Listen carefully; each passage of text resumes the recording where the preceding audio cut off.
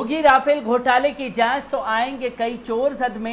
होगी राफेल घोटाले की जांच तो आएंगे कई चोर सदमे। यहां पर सिर्फ एक चोर थोड़ी है। राफेल घोटाले में किस तरीके से मोदी सरकार की संलिप्तता पाई गई है, ये किसी से छुपी हुई नहीं है। किस तरह से करोड़ों रुपए जो है राफेल विमान के लिए पानी की तरह बहा दिए गए और अंबानी की मोदी सरकार पर जो मेहरबानियां रही उसका चेहरा भी लोगों के सामने आया। पर मोदी सरकार पर ज्यादातर सुप्रीम कोर्ट की मेहरबानी रही। जब तक रंजन गोगोई चीफ जस्टिस रहे तब तक एक एक कर हर मुद्दे पर मोदी सरकार पर मेहरबान रहे।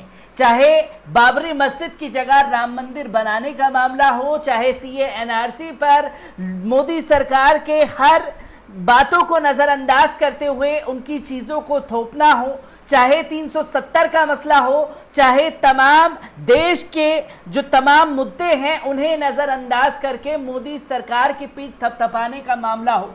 और जब राफेल डील की जांच फ्रांस कोर्ट द्वारा की जाएगी और जिसमें कई वीआईपी लोगों के नाम शामिल हैं, तो मोदी सरकार में खलबली मच गई है।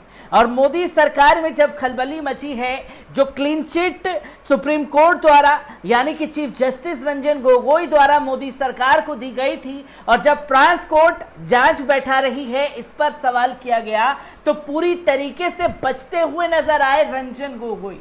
और रंजन गोगोई जब इस पर बचते हुए नजर आए हैं तो तमाम चीजों पर किस तरीके से मेहरबानियां रही हैं इसको भी आपके सामने रखूंगा। पर सबसे पहले ये जानते हैं कि फ्रांस द्वारा जो राफेल घोटाले की जांच बैठाई गई है उस पर रंजन गोगोई की किस तरीके की प्रतिक्रिया आई है।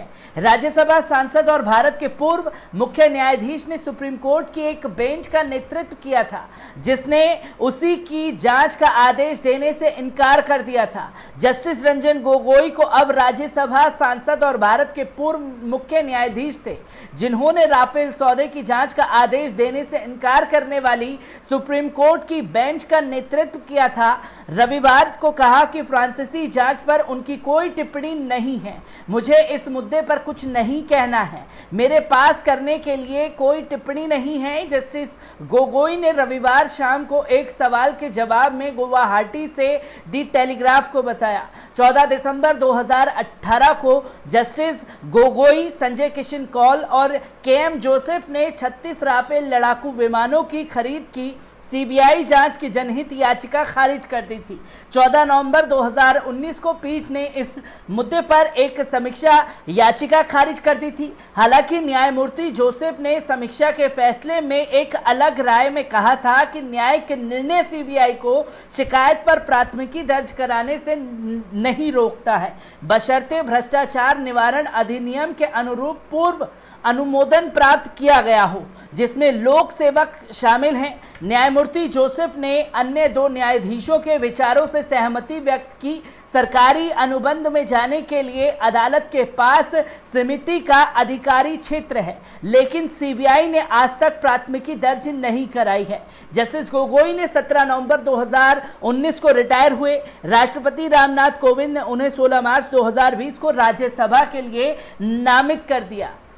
ये चीजें जब सामने आई तो ये भी देखने की जरूरत है कि रंजन गोगोई की खासतौर पर मेहरबानियां मोदी सरकार पर क्या क्या रही हैं और किस तरीके से नजरअंदाज किया गया इस राफेल डील को। एक बार पूरे रंजन गोगोई की मेहरबानियों पर नजर डाल लीजिए। आपको बता दें कि साल 2016 में भारत की मौजूदा नरेंद्र मोदी सरकार ने फ्रांस से 136 राफेल लड़ाकू विमान खरीदने के यूपीए 2 सरकार के समझौते को तोड़कर 36 राफेल लड़ाकू विमान खरीदने का नया सौदा किया था।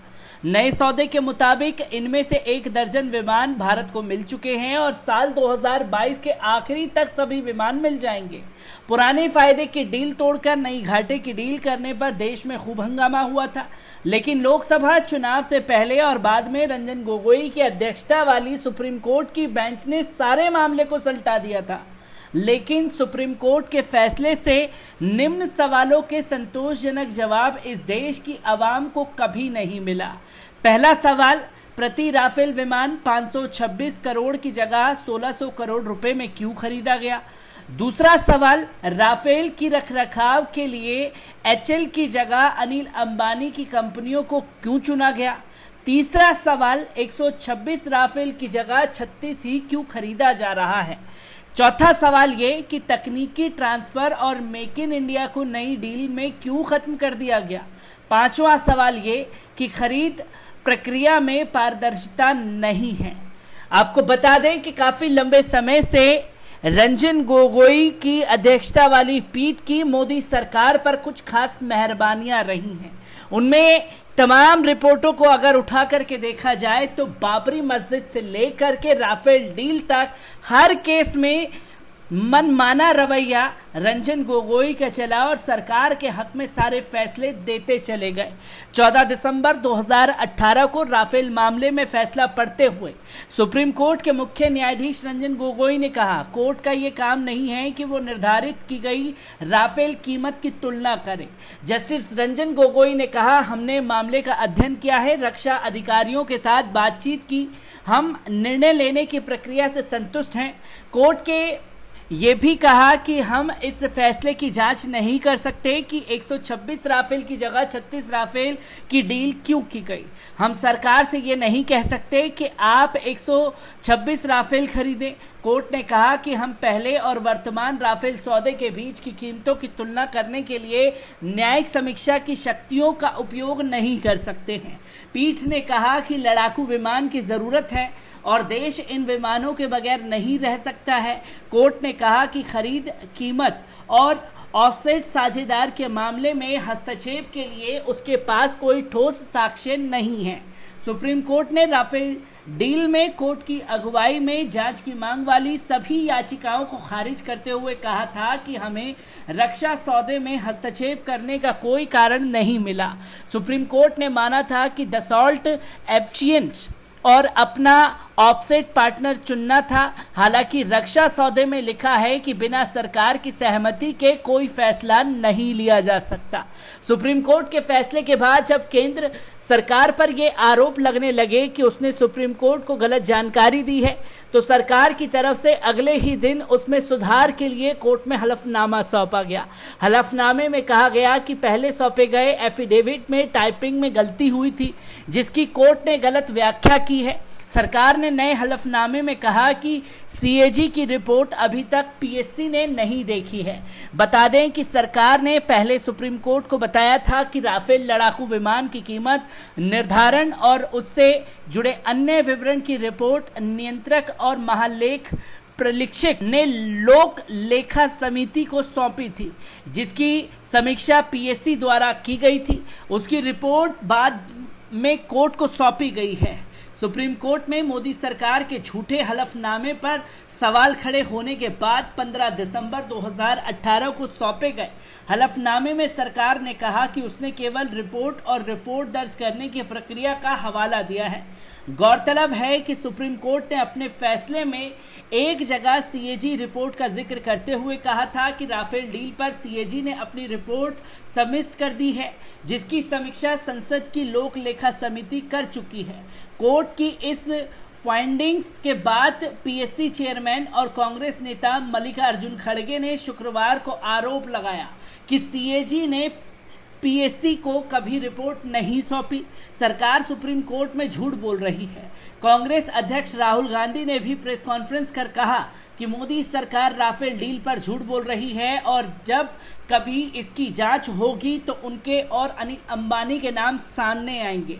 सीएजी रिपोर्ट पर चौतरफा घिरने के बाद सरकार की तरफ से कोर्ट में संशोधित हलफनामा दायर किया गया था।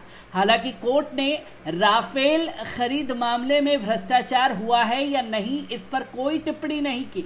कोर्ट ने सिर्फ 3 पहलुओं पर सुनवाई की और मामले से जुड़ी सभी याचिकाओं को एक साथ खारिज कर दिया था। सुप्रीम कोर्ट ने अपने फैसले में रक्षा खरीद प्रक्रिया पर कहा कि 36 राफेल लड़ाकू विमान की खरीद प्रक्रिया 23 सितंबर 2016 को पूरी हो गई थी। तब किसी भी पक्ष ने उस पर कोई सवाल खड़े नहीं किए।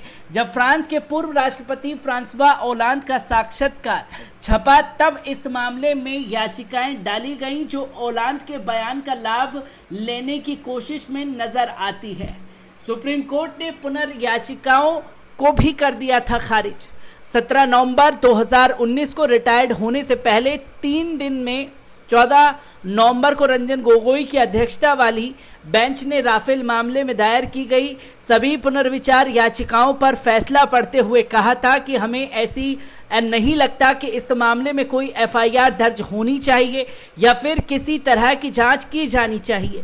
सुप्रीम कोर्ट ने कहा कि हम इस बात को नजरअंदाज नहीं कर सकते कि अभी इस मामले में कॉन्ट्रैक्ट चल रहा है। इसके साथ ही सर्वोच्च अदालत ने केंद्र सरकार द्वारा हलफनामे में हुई भूल को स्वीकार किया। इस मामले में chief justice Ranjan Gogoi, justice Sanjay Kishan Kaul और जस्टिस के.एम. जोसेफ की पीठ ने फैसला सुनाया था।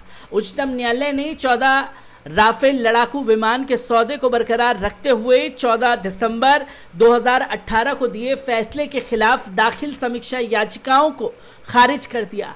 केंद्र सरकार को राहत देते हुए न्यायाधीश के नेतृत्व वाली पीठ ने कहा कि इसकी अलग से जांच करने की जरूरत नहीं है। अदालत ने केंद्र की दलीलों को तर्कसंगत और पर्याप्त बताते हुए माना कि केस के मेरिट को देखते हुए इसमें दोबारा जांच के आदेश की जरूरत नहीं है। तो क्या ये ना माना जाए कि समय समय पर रंजन गोगोई की मेहरबानियां जो हैं वो मोदी सरकार पर बरकरार रही हैं, जिसके चलते आज जब फ्रांस की कोर्ट ने ये फैसला लिया कि वो राफेल डील के सौदों की जांच करेगी और जांच में जो भी दोषी होगा उसे सजा दी जाएगी, क्योंकि फ्रांस के कई बड़े वीआईपीओं के नाम पहले ही इसमें शामिल हैं जिनके ऊपर गाज कभी भी गिर सकती है। और जब ये गाज गिरेगी तो यकीनन मोदी सरकार से जुड़े हुए तमाम राजनेताओं के नाम भी बाहर आएंगे, जिससे एक खतरे की घंटी मोदी सरकार के लिए बज सकती है। तो दोस्तों, आपने देखा कि किस तरीके से मोदी सरकार झूठ बोलती रही सुप्रीम कोर्ट में और उनके झूठ पर पर्दा डालने का काम जो है चीफ जस्टिस रंजन गोगोई द्वारा करते रहे। और जब आज फ्रांस में ये जांच बैठी है तो टिप्पणी करने से इनकार कर रहे हैं कि वो इस मामले में कुछ भी कहना नहीं चाहते हैं, यानी कि कहना नहीं चाहते हैं क्योंकि रंजन गोगोई भी ये जानते हैं कि चोर जो है वो मोदी सरकार ही है और मोदी सरकार पर अगर चोरी का आरोप लगाया गया तो गाज कितने लोगों पर गिरेगी और रंजन गोगोई का हश्र क्या होगा। शायद ये एक डर है चीफ जस्टिस के दिल में, जिसके चलते वो बोलना नहीं चाह रहे। पर चीफ जस्टिस को अपनी जो पद था उसकी गरिमा का ख्याल रखते हुए अगर कोई फैसला उस टाइम पर लिया होता तो आज इंटरनेशनल लेवल में जो मोदी सरकार और भारत की बेइज्जती हो रही है वो बेइज्जती शायद उठानी ना पड़ती। रंजन गोगोई से जुड़ी हर एक अपडेट आप लोगों के साथ साझा करता रहूंगा। दीजिए इजाजत, शुक्रिया।